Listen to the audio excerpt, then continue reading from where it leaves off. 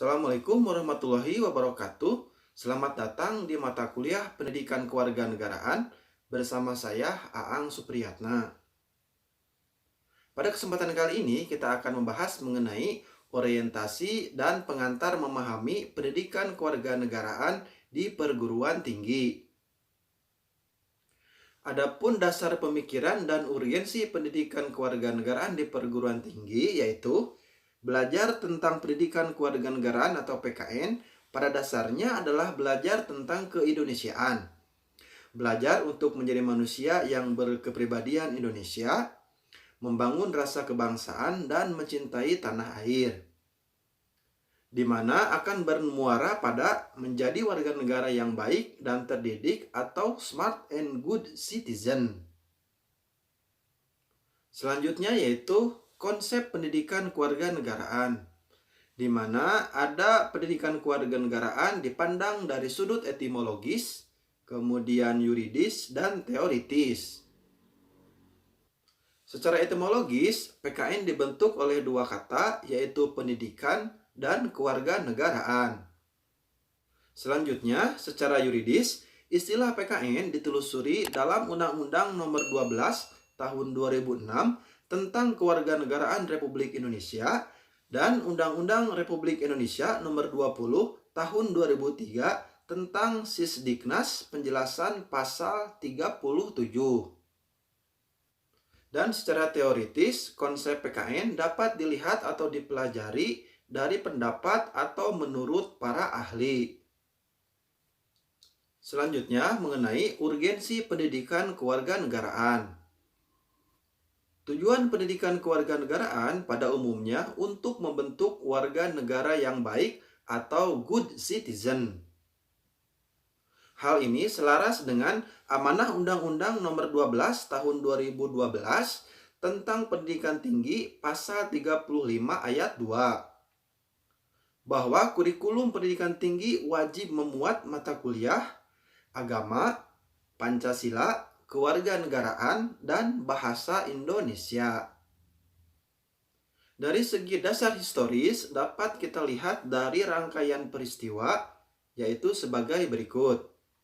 Di antaranya yaitu pada tahun 1908 ditandai dengan berdirinya Budi Utomo pada 20 Mei 1908 merupakan cikal bakal organisasi pertama di Indonesia yang bersifat nasional.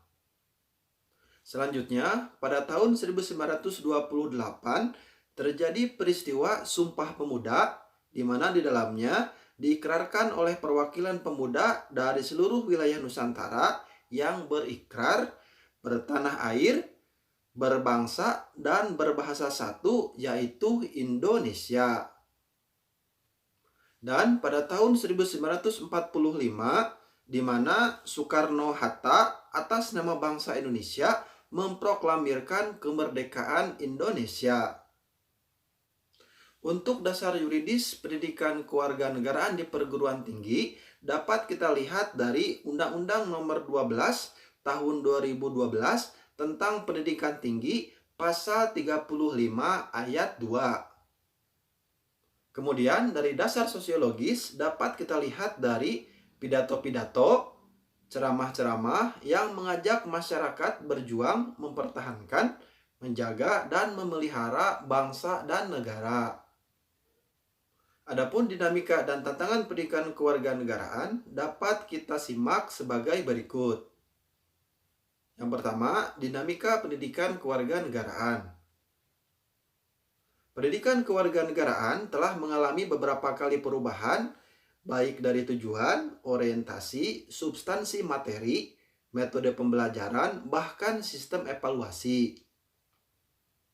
Pendidikan kewarganegaraan pertama kali pada tahun 1957 dengan nama kewarganegaraan yang isinya sebatas hak dan kewajiban warga negara serta cara-cara memperoleh dan kehilangan status kewarganegaraan. Namun pada saat muncul masa Orde Baru, mata pelajaran ini hampir dihilangkan karena dianggap tidak sesuai dengan tuntunan perkembangan zaman pada saat itu. Lalu, kewarganegaraan berubah menjadi pendidikan moral Pancasila atau PMP. Materi yang sangat dominan di sini adalah mengenai materi P4. Adapun tantangan yang dihadapi adalah era globalisasi yang ditandai oleh perkembangan yang begitu cepat dalam bidang teknologi informasi mengakibatkan perubahan dalam semua tatanan kehidupan, termasuk perilaku warga negara.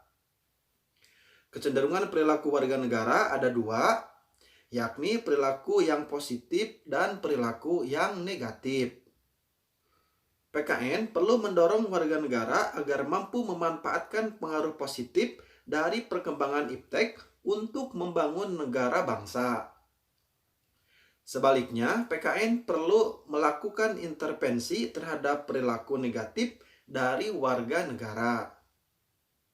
Demikian untuk orientasi dan pembahasan materi pada kesempatan kali ini. Terima kasih telah menyimak.